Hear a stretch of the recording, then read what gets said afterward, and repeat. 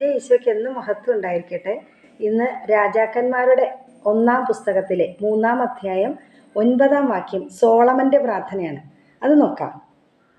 എൻ്റെ ദൈവമായ കർത്താവെ, ഭരണപരിചയമില്ലാത്ത ഒരു ബാലനായിരുന്നിട്ട് പോലും ഈ ദാസനെ എൻ്റെ പിതാവായ ദാവീദിൻ്റെ സ്ഥാനത്ത് രാജാവാക്കിയിരിക്കുന്നു.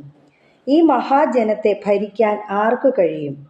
ആകയാൽ നന്മയും തിന്മയും വിവേചിച്ചറിഞ്ഞ് അങ്ങയുടെ ജനത്തെ ഭരിക്കാൻ പോരുന്ന വിവേകം ഈ ദാസന് നൽകിയാലും. ഭരണകർത്താക്കൾക്ക് വേണ്ടിയുള്ള പ്രാർത്ഥനയാണെന്ന് തോന്നും പെട്ടെന്ന്. പക്ഷേ ഒരു തരത്തിൽ അല്ലെങ്കിൽ മറ്റൊരു തരത്തിൽ നമുക്കെല്ലാവർക്കും ഭരണം നടത്തേണ്ടി വരും.